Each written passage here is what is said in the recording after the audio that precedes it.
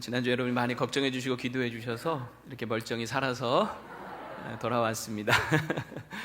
감사드리고요. 오늘 이 설교의 내용은 우리가 잘 아는 홍해가 갈라지는 그 사건을 기록한 내용입니다.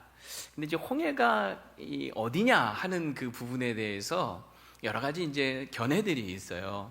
그래서 오늘 그것을 먼저 좀 잠깐 여러분 앞에 좀 말씀을 드리려고 하는데, 크게 이제 두 가지 견해가 있어요. 전통적인 우리가 늘 알고 있는 견해가 있고, 또 최근에 또 다른 이런 견해가 있는데, 화면으로 한번 잠깐 제가 설명을 한번 드려보도록 하겠습니다. 여기 보시면은 여기가 이제 이집트죠. 그리고 이쪽이 이제 가나안 땅입니다. 이집트에서 나와서 이렇게 가면 되는 거죠. 그런데 여기는 이제 블레셋 사람들이 버티고 있었고, 그래서 하나님이 이 길로 인도하지 않으시고 홍해 광야길로 이렇게 인도하십니다. 근데 홍해를 보시면은요, 여기 레드시라고 되어 있는데, 홍해가 크게 이렇게 끝에 보면 둘로 이렇게 갈라져 있어요. 이 왼쪽에는 수에즈만이고 여기 오른쪽에는 아카바만이라고 해서 둘로 갈라져서요. 둘 다 홍해입니다. 이렇게 이제 V자 하면 생기듯이 이 밑에도 홍해지만 이쪽도 다 왼쪽 오른쪽 이제 홍해인 거죠. 여기가 이제 시내 반도고요. 그리고 여기 보면 이제 시내산이 있습니다. 그래서 하나님이 이렇게 인도하지 않으시고 홍해 광야길로 인도하셨다. 그래서 보통은 여기서 출발을 해서, 전통적인 견해는 이렇습니다. 라암셋에서 출발을 해서 이렇게 돌아서 이 왼쪽에 있는 홍해 이쪽을 건넌 것으로 이렇게 생각을 합니다. 그래서 여기 정확한 위치는 잘 모르겠지만 어쨌든 일로 건너서 여기 시내산에 갔다가 이렇게 다시 올라가서 이제 바람 광야 가데스 바네아에서 정탐꾼 보냈다가 이제 38년 동안 이제 여기서 방황을 하고 나중에 다시 돌이켜서 이렇게 에돔 모압을 지나서 여기서 이렇게 요단강을 건너서 가나안 땅에 들어간 것으로 이렇게 이제 전통적인 견해입니다. 근데 이제 최근에 이제 또 다른 출애굽 경로로 추정되는 견해가 있는데, 여기 이제 보시면은 이제 이쪽 길로는 안 간다 그랬죠. 이 블레셋 길로는. 그래서 이 고센 땅 라암셋에서 출발해서 이 홍해의 광야길이 어디냐 할 때 여기 보면 홍해 광야길로 돌려 그랬는데, 여기도 이제 광야길인 거죠. 이쪽도 홍해라 그랬지 않습니까? 그래서 이 홍해 광야길로 하나님이 돌려서 이렇게 인도를 하시는데, 여기 보면 광야 끝에 에담의 장막을 치게 합니다. 여기 이제 에담이라고 하는 곳이 여기 있어요. 그래서 여기서 장막을 쳤다가 이제 그 다음 코스는 어디겠어요? 이렇게 이제 올라가면 이제 되는 거죠. 가나안으로. 그런데 또 본문에 보면은 여호와께서 돌이켜 턴하게 하셔서, 그러니까 여기서 이렇게 가지 않고 턴해서 밑으로 내려가서 이렇게 턴해서 여기 보면 바알 히로답 바알 수본 맞은편 바닷가에 장막을 치게 합니다. 여기 보면 이 아라비아 반도에 이제 바알 수본이라고 있는데, 여기 맞은편, 여기 누에이바라고 되어 있죠. 여기 바닷가에 장막을 치게 했다 하는 거예요. 그래서 여기를 이제 보시면은 여기가 이제 에담, 여기 장막을 쳤던 거죠. 이렇게 올라가면 가나안인데 돌이켜서 이쪽으로 내려가게 하셨다는 거예요. 그래서 여기 이제 바알 수본이 여기고 맞은편 바닷가에 여기에 장막을 치게 하셨다는 겁니다. 그래서 여기서 이렇게 건너가게 하셨다라고 하는 건데요. 요 누에바로 가는 요 길을 이렇게 보시면 굉장한 협곡입니다.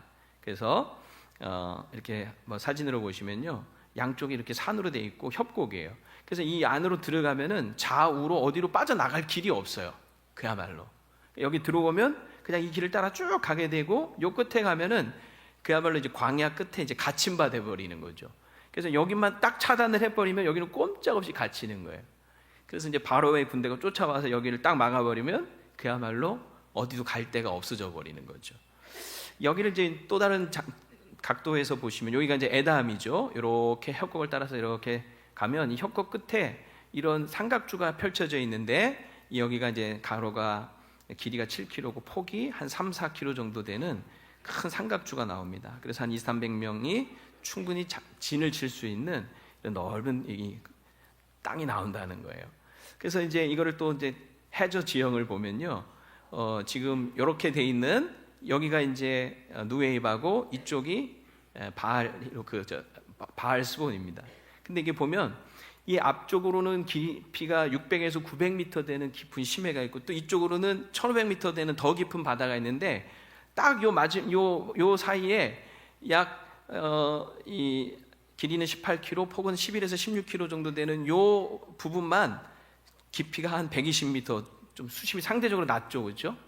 그리고 6도 정도의 완만한 경사가 되는 이런 물속에 이런 다리 같은 것이 있더라는 거예요. 그러니까 지금은 우리가 다 해저 지형을 확인할 수가 있잖아요. 옛날에는 우리가 알 수는 없었겠지만, 근데 이런 지형이 있고, 그래서 여기가 아마 갈라진 곳이 아니겠느냐 이렇게 추정을 하는 겁니다. 보시면 여기가 한 600에서 900m 되는 심해고, 여기는 한 1500m 되는 심해인데, 여기는 한 120m 되는 완만한 6도 경사의 깊이의 그런 것이라는 거죠. 그래서 속에 보면 조금 바다에 길이 있는 거예요. 그래서 여기를 이렇게 건넜을 것이다 하는 거고요. 그래서 이제 이 스쿠버들이 이 해저를 한번 들어가 보니까요, 여기 참 재미난 것을 발견을 했는데, 이게 산호인데 좀 모양이 이상하다 해서 이 산호를 털어보니까 여기에 바퀴 모양의 살이 이렇게 있더라는 거예요. 그래서 이게 뭘까 했을 때, 출애굽 당시에 이제 바로의 병거들이 쫓아오지 않았습니까? 근데 그 출애굽 이 병거들이 이 홍해에 다 수장돼서 바퀴가 벗겨지고 뭐 이런 얘기가 나오죠. 근데 이게 보면 당시에 수레가 이런 식으로 살이 있는데, 여기 수업 많은 이런 4개, 6개, 8개의 방거 바퀴가 발견됐는데, 다 애굽에서 쓰던 그런 바퀴들이 이렇게 많이 발견이 되었다라고 하는 거예요. 지금 보시면, 그죠? 아주 특이한 건 하나 뭐냐면, 금으로 코팅된 이런 바퀴 하나가 있는데, 여기에는 산호가 자라지 않는 아주 금으로 돼서 그런지, 근데 이게 아마 바로가 왕이니까 금바퀴, 바로의 바퀴가 아니겠냐, 뭐 이런 추론을 하는 그런 견해입니다. 상당히 좀 설득력이 있어 보이죠, 그죠? 예, 참 재밌죠, 그죠?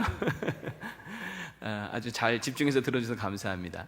그러니까 우리가 출애굽 이 코스가 이렇게 크게 두 가지 이제 견해가 있어요. 지금까지 우리가 전통적으로 알고 있던 견해도 틀리지 않습니다. 뭐 우리가 지금 어성경도 이 견해를 따라서 이제 가르치고 있고 한데, 이 또 다른 견해가 이렇게 있다는 거. 그래서 지금 이 부분에 대한 더 많은 연구와 논의가 필요하고, 무엇보다 학계에서, 신학계에서 이 부분에 어떤 합의된 어디냐 정말, 그래서 연구를 더 깊이 해서 빨리 좀 어느 쪽이 정말 맞는지를 좀 결정을 해줬으면 좋을 것 같아요. 근데 어쨌든 중요한 사실은 뭐냐면, 이스라엘 백성들이 홍해를 건넜다라고 하는 그 역사적 사건, 홍해가 갈라지고 그 바닷길을 건넜다라고 하는 그 역사적 사실은 분명하다라고 하는 것이죠. 믿으십니까? 예. 그리고 또 하나 중요한 게 있어요.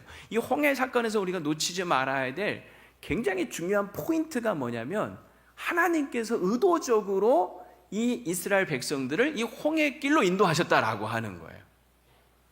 이게 굉장히 중요한 포인트입니다. 그러니까 여러분, 이스라엘 백성들이 결국 홍해 앞에 왔을 때 뒤에 있는 애굽의 군사가 쫓아오면 그야말로 완전히 동안에 갇힌 그런 꼴이 되지 않습니까? 근데 이렇게 인도하신 분이 누구라고요? 그 장본인이 누구냐면 하나님이시라는 거예요. 하나님이시라는 거. 그러니까 이스라엘 백성들이 지금 홍해 앞에 딱 섰을 때 그야말로 우리가 사자성어로 하면 이걸 뭐라고 표현해요? 이 상황을 진퇴양난 또는 사면초가 이런 말을 하죠. 순 우리말로 한다면, 이 네 글자로 하면 큰일 났다, 난리 났네, 다 죽었다, 울고 불고, 뭐 이렇게 아마 표현할 수 있을 겁니다. 왜냐하면 이스라엘 백성들이 사실 그 앞에 딱 갔을 때는 어디도 길이 보이지 않는 거예요. 그래, 정말 사면초고 울고 불고 난리 났는 거죠. 다 죽었는 거죠. 그럼 여러분, 우리가 이렇게 생각해 볼 수 있어요. 자, 여러분 한번 생각해 봅시다. 하나님이 1번 실수하신 겁니까? 한번 손 들어보세요. 하나님 실수하셨다. 아이쿠, 하나님 실수하셨네. 여러분, 하나님 실수하실 리가 없으시죠, 그렇죠? 그럼 2번, 하나님이 그러면 여기에 이스라엘 백성들을 다 빠뜨려 죽일 작정이셨다. 2번 손 드실 수 있겠습니까? 이거는 더더군다나 말이 안 되죠. 그러니까 하나님이 분명히 의도적으로 이곳으로 인도하셨는데 실수하신 것이 아니라면, 그리고 정말 하나님이 여기에 이스라엘 백성들을 빠뜨려 죽일 작정이 아니시라면, 그럼 도대체 뭐냐 하는 거죠.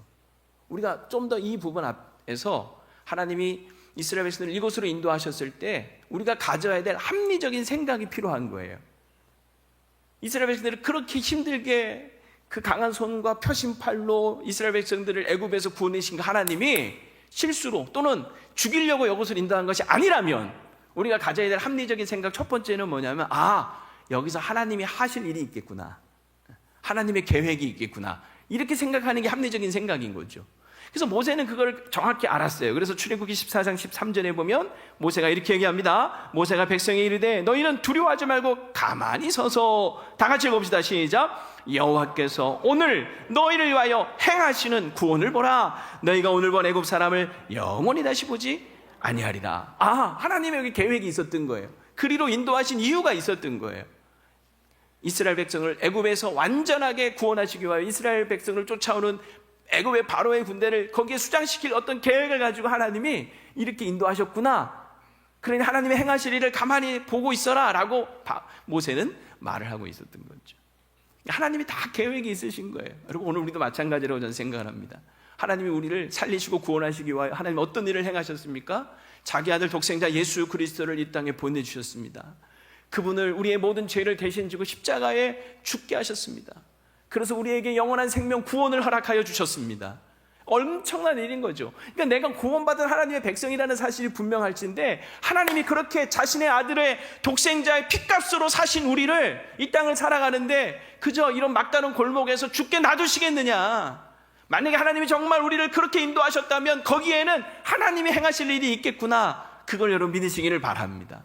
두 번째로 우리가 합리적인 생각은 뭐냐면, 하나님이 실수하신 것도 아니고 죽일 작정도 아니었는데 이곳을 인도하셨다면 하나님이 여기서 건져내실 능력, 자신이 있으셨구나 하는 것을 우리가 생각을 해야 되는 거죠. 죽일 작정이 아니었다면 살릴 능력이 있으셨더라는 것이죠. 여러분, 신명기 32장 11절에 보면 이런 말씀이 있습니다. 마치 독수리가 자기의 보금자리를 어지럽게 하며 자기의 새끼를 위해 너풀거리며 그의 날개를 펴서 새끼를 받으며 그의 날개 위에 그것을 얻는 것 같이 여호와께서 홀로 그들을 인도하셨고 그와 함께한 다른 신이 없었도다. 하나님이 이스라엘 백성들을 인도하시는데 마치 독수리처럼 인도하셨다는 거예요. 근데 여러분, 독수리의 어떤 생태를 연구하면 이 독수리가 새끼들을 그 보금자리에서 절벽 아래로 밀어뜨린다는 거죠. 그래서 막 추락할 때 이 날개를 펴고 와서 그 새끼를 날개 위에 업어서 다시 날아 올라간다는 거예요. 새끼를 날 수 있도록 해주기 위해서 어미새가 그렇게 한다는 거예요. 근데 여러분, 중요한 게 여기 뭔지 아십니까? 독수리가 그렇게 할 수 있는 이유가 있어요. 그것은 뭐냐면, 새끼가 땅바닥에 처박히기 전에 날개를 펴서 새끼를 업을 수 있는 능력, 자신이 있기 때문에 그렇게 하는 거죠. 여러분, 참새는 할 수 있을까요? 참새는 할 수 있을까? 참새는 할 수가 없어요. 흉내를 낼 수가 없어요. 독수리 흉내를 낼 수가 없어요. 왜? 못합니까? 그렇게 할 능력이 없는 거예요. 그러니까 참새는 참새인 거죠. 하나님 우리를 독수리같이 크신 날개 아래 우리 그렇게 인도하고 계시다 하는 사실을 여러분 기억하셔야 합니다. 그래서 우리는 이런 상황에서 생각을 해야 되는 거예요. 때로는 하나님 우리를 낭떠러지 같은 절벽 아래로 밀어뜨리는 것 같을 때, 때로는 우리 막다른 골목에서 사방이 막혀있는 것 같은 그런 상황에 처했을 때 우리가 뭘 생각을 해야 되냐면, 하나님 나를 죽이려고 하시나? 이게 아니라 하나님이 나를 건지시기 위해서 어떤 능력을 보여주실 것인가, 그 하나님의 능력을 여러분 앙망하시고 사모하셔야 될 줄로 믿습니다. 여호와와 그의 능력을 구하실 수 있기를 바랍니다. 앙망하셔야 돼요. 여호와를 앙망하십시오. 앙망한다는 말이 여러분 뭐냐면, 정말 온몸이 막 비틀릴 정도로 간절히 사모하고 바랄 때 앙망한다라고 하는 거예요. 그럴 때 정말요 우리가 독수리가 날개치며 올라갔던 새 힘을 얻을 수가 있는 거예요. 이사야서 40장 31절 말씀 아닙니까? 같이 한번 읽어봅시다. 시작. 오직 여호와를 앙망하는 자는 새 힘을 얻으리니 독수리가 날개치며 올라갔을 것이요 다른 박질하여도 곤비하지 아니하고 걸어가도 피곤하지 아니하리로다. 아멘. 이게 두 번째라면, 세 번째는요, 우리가 이 홍해 앞에 섰을 때 가져야 될 합리적인 생각은 뭐냐면, 정말 길이 없는 거냐 하는 거예요.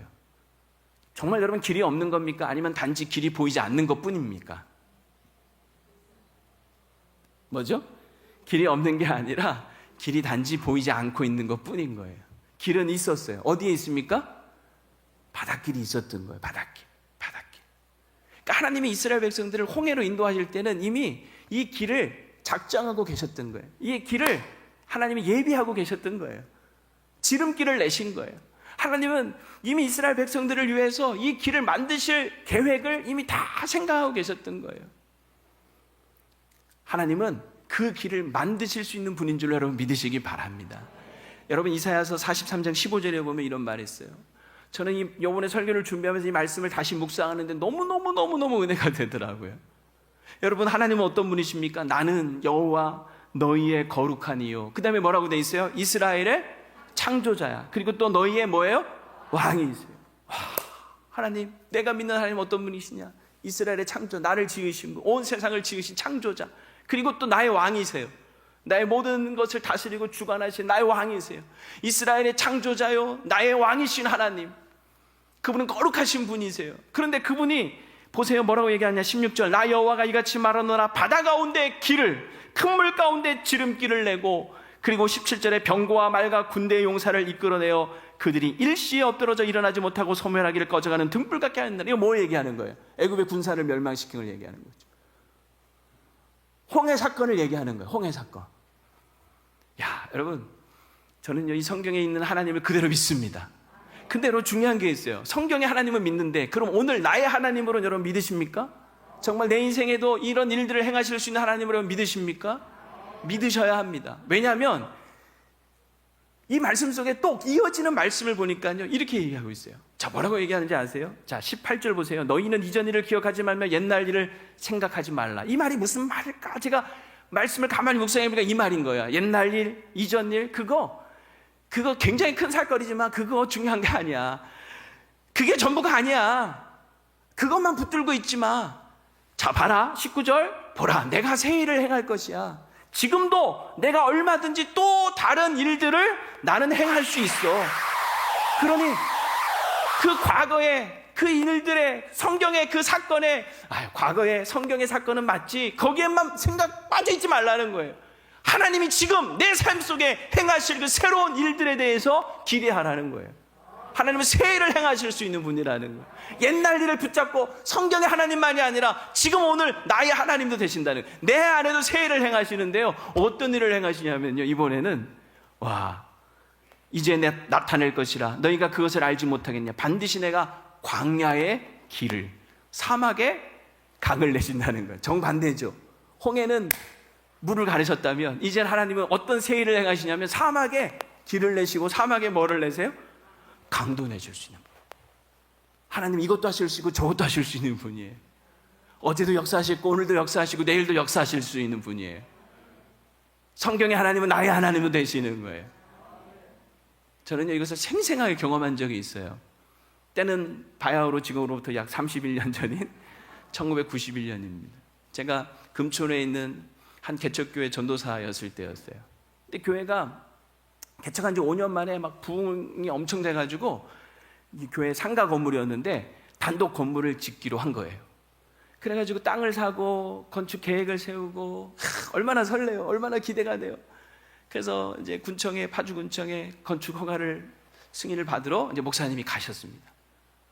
그런데 군청에서 허가가 안 낸다는 거예요. 통보가 왔어요. 안 된다. 왜 안 되냐?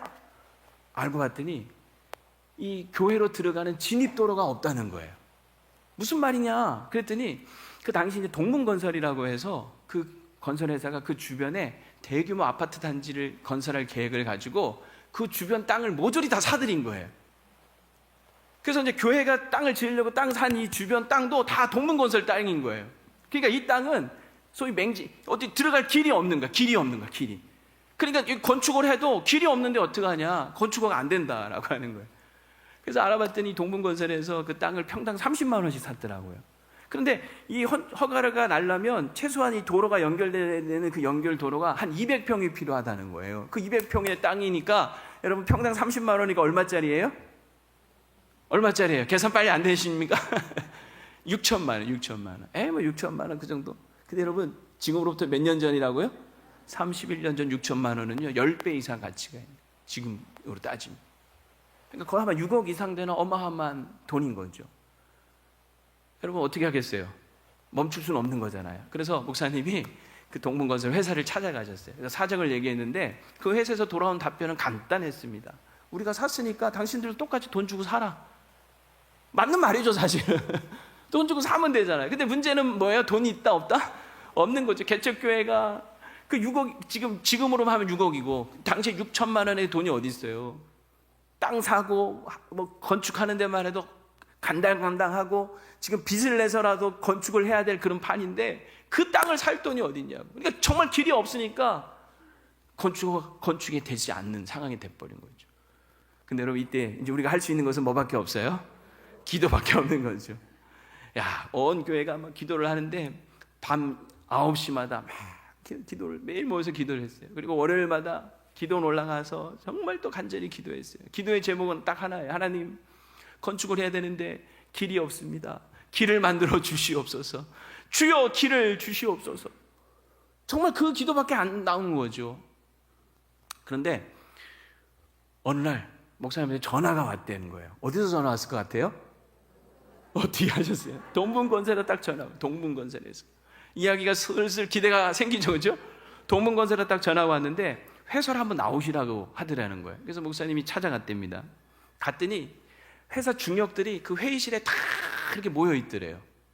그러면서 그 대표라고 하는 분이 하는 말이 이렇게 얘기를 하더랍니다. 목사님이 지난번 다녀가고 난 후에 그냥 뭐 이런저런 회의를 하다가 갑자기 뭐 자기들 누가 의도한 것도 아닌데 갑자기 이런 얘기가 나왔다는 거예요. 다른 것도 아니고 교회 짓는 일에 우리가 방해가 돼서 좋을 게 뭐가 있겠냐. 이게 큰 대규모 이 자기들도 건축을 하는 입장에서 이 교회 이거 건축 방해해서 자기들한테 좋을 게 없겠다는 생각을 한 거예요, 사람들이. 그러면서 뭐라고 자기들이 결론을 내렸냐면 교회가 원하는 대로 한번 들어보고 해주자. 이렇게 결론을 내리고 목사님을 오시라고 했다는 거예요. 그러면서 목사님 뭘 해주면 되겠습니까? 목사님 뭐라 그랬겠어요? 예, 우리는 돈이 없습니다. 그 땅을, 그 200평 땅을 우리에게 그냥 주십시오. 그랬더니요, 그 말이 떨어지기가 무섭게 그 회사 대표가 딱 그렇게 얘기를 하더래요. 알겠습니다. 그렇게 하겠습니다. 그래가지고 그 땅을 정말 그냥 무상으로 준 거예요. 공짜로 얻은 거예요. 쉽게 얘기하면. 길이 생긴 거예요. 길이 만들어진 거예요. 길이 열린 거예요. 할렐루야. 그래서 어떻게 됐겠어요?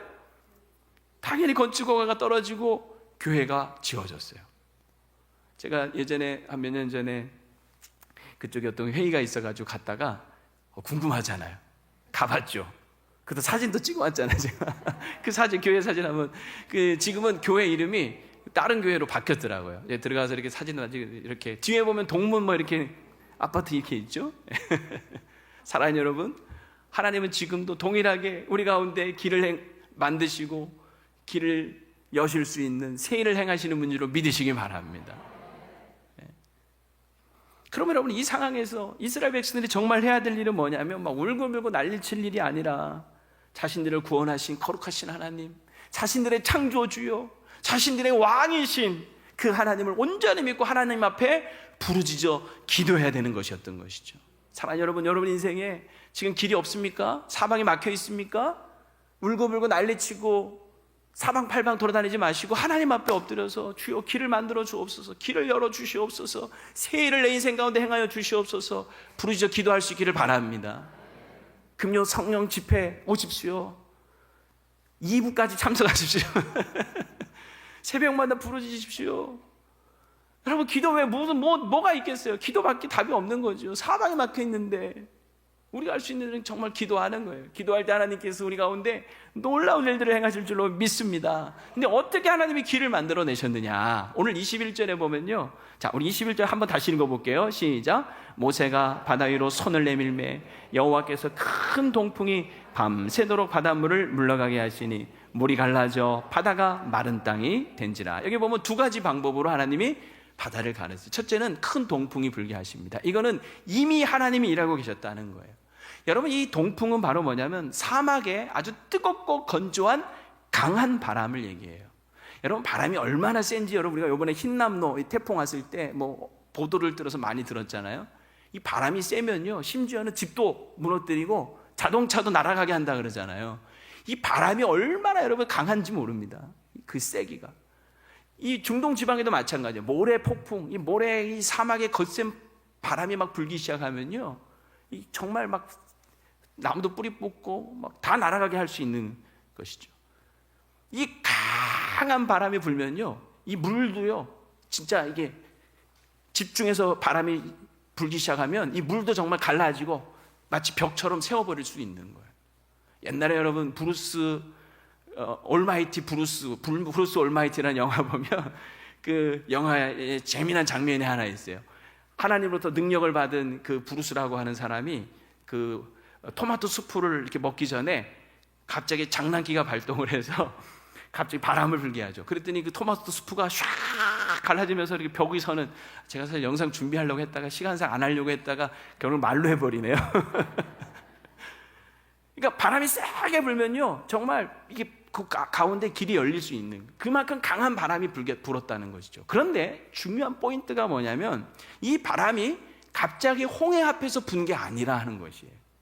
이 바람이 불기 위해서는요, 오늘 본문에 보면 동풍이라고 그랬잖아요. 아까 우리 지도 보면 저 동쪽에는요, 이 아라비아의 사막 지역이 있어요. 그 사막에서 강한, 그리고 건조한 아주 뜨거운 바람이 불어온 것입니다. 근데 그 바람이 불어오려면요, 여러분, 바람이라고 하는 것은 대기의 순환 작용으로 부는 거 아닙니까? 갑자기 생기는 게 아니라는 거예요. 이 바람을 하나님께서 불러일으키기 위해서 이미 저 동편에 이 사막 지역에서부터 바람을 일으키고 계셨던 거예요. 준비하고 계셨던 거예요. 그래서 모세가 지팡이로 바다 위에 탁 내밀었을 때 기가 막힌 타이밍에 그 바람이 이미 준비된, 예비된 그 바람이 쫙 다가오고 있었던 거죠. 점점 다가오고 있을 때 모세가 딱 내밀었을 때 기가 막힌 타이밍에 바람이 막 그 바닥 가운데를 막 세게 불어 당기면서 점점 벽이 쌓이듯이 바닷길이 열리기 시작했다라고 하는. 여러분, 이게 무엇을 얘기하는지 아시겠습니까? 이스라엘 백성은 하나님이 홍해로 인도하셨을 때 이미 하나님께서는 그들을 구원하실 계획과 작정을 가지고 이미 이쪽에서, 이 저 동편에서 뭐 하고 계셨어요? 바람을 준비하고 계셨다, 일하고 계셨다라고 하는. 이스라엘 백성들은 그걸 몰랐어. 그러니까 울고불고 난리친 거예요. 근데 우리가 보지 못하고 있었을 뿐이지, 우리가 알지 못하고 있었을 뿐이지, 하나님은 이미 이쪽에서 일하고 계셨던 거예요. 오늘도 마찬가지예요.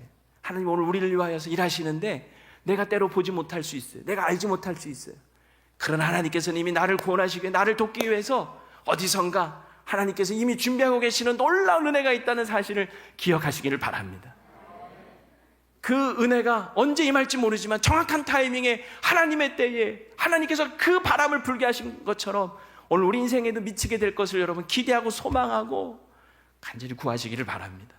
두 번째로, 여러분, 오늘 본문에 보면 밤새도록 이걸 불게 하세요. 두 번째, 이건 뭐냐면 이스라엘 백성의 필요를 정확하게 하셨다는 거예요.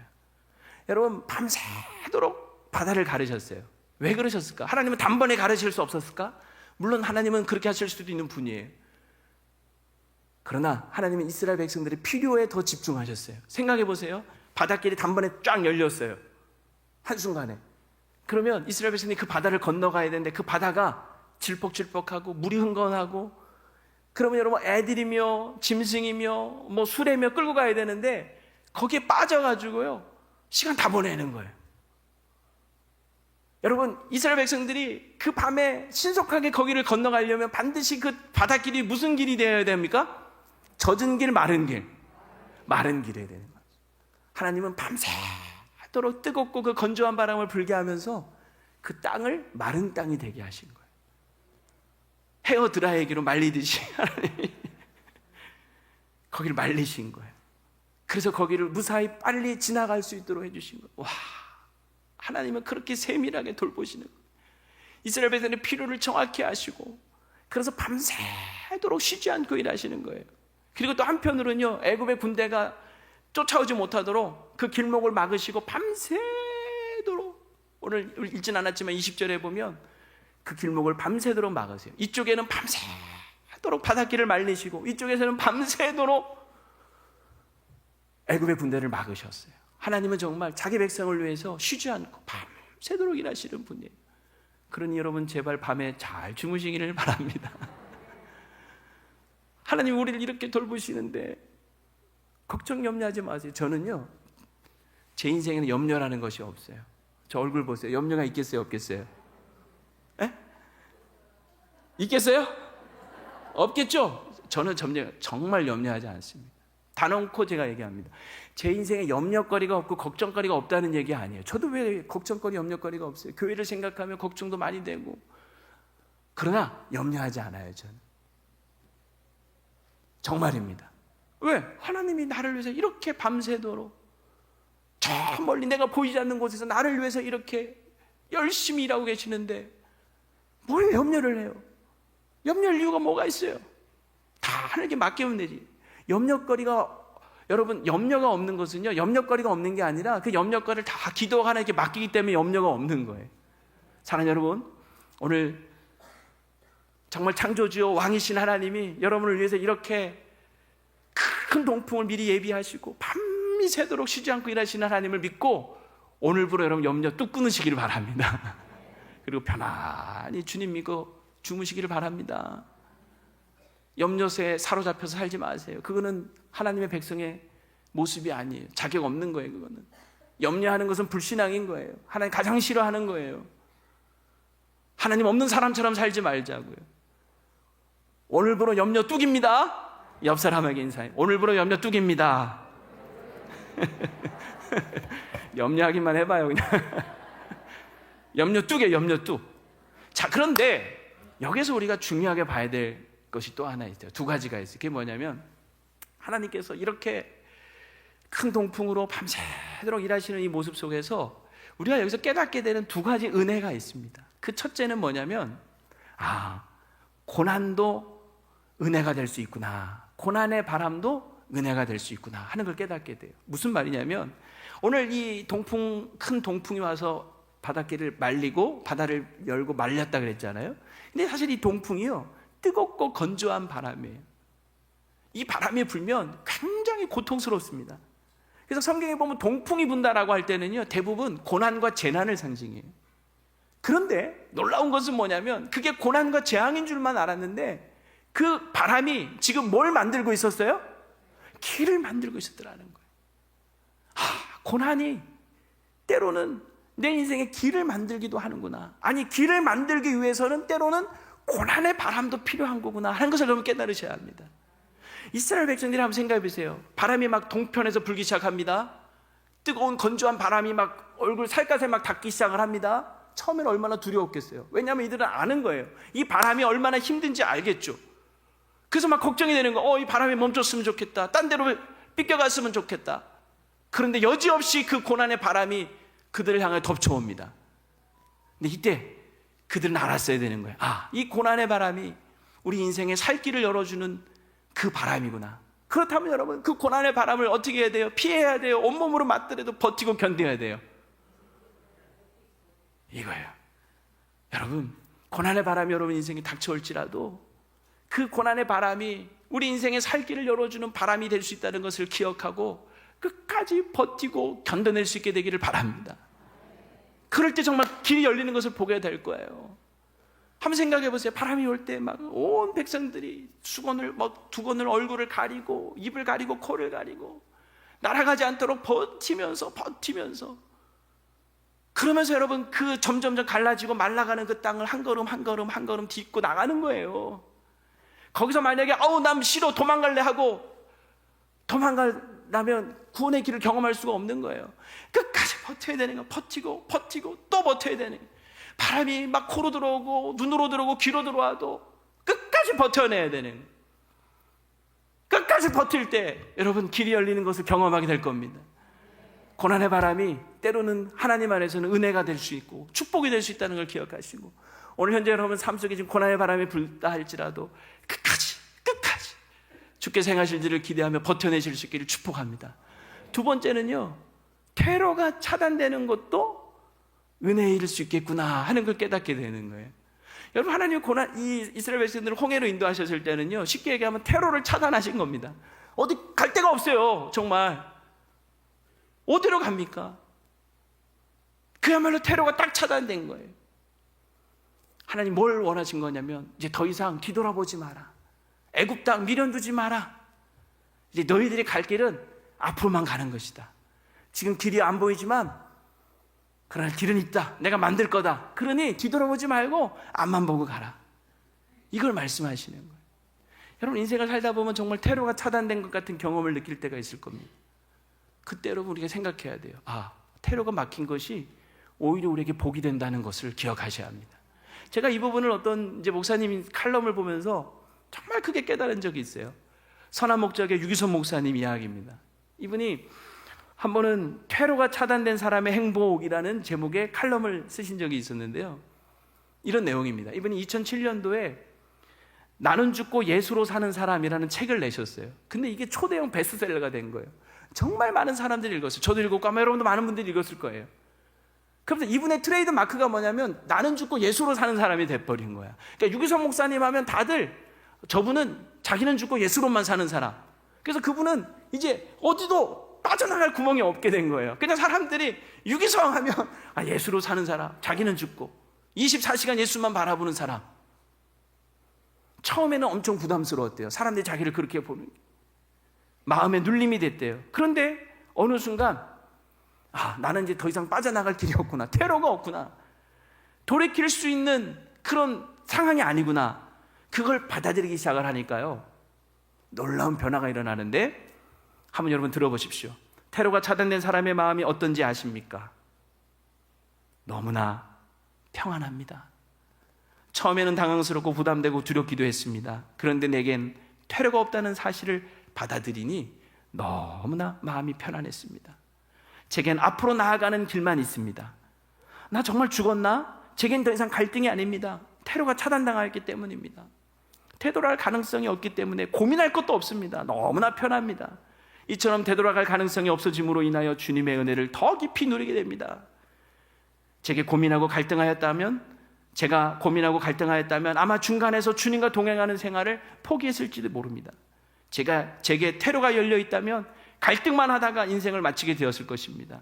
저는 앞으로 제가 누릴 은혜가 상상할 수 없이 크다는 걸 압니다. 그러니 테러가 차단당한 것이 얼마나 다행이고 행복한 일인지 모릅니다. 여러분도 주님과 동행하는 삶에 있어서 테러를 차단해 보시기 바랍니다. 뒤로 물러서지 않겠다는 결단입니다. 그러면 은혜의 바다로 쑥 들어가 있는 자신을 발견하게 될 것입니다. 저는 이게 너무 좋더라고요, 이 내용이. 여러분, 그런 거죠. 하나님은 구원받은 이스라엘 백성이 더 이상 애굽에 미련갖지 않도록 그 테러를 막아버리신 거예요. 돌아갈 길을 막아버리신 거예요. 이제는 앞만 보고 가라는 것이죠. 오늘 사랑하는 여러분, 믿음의 길을 걸어가시는 길에 있어서 뒤돌아보지 마시고, 지나온 삶에 대해 미련 두지 마시고 앞만 보고 나갈 수 있게 되기를 바랍니다. 후회하지 마세요. 물러서지 마세요. 예전에 머물렀던 그 자리 자꾸 돌아보지 마세요. 가야 되나 말아야 되나 고민할 것도 없어요. 우리는 그냥 앞으로만 가는 거예요. 물론 이스라엘 백성들이 앞으로 계속 이제 가나안 땅까지 가는 데는 많은 어려움들이 계속 있었습니다. 그런 어려움이 있어도 우리는 이제 앞만 보고 가는 거예요. 고민할 거 없어요. 갈등할 거 없어요. 망설일 거 없어요. 낭비할 것도 없어요.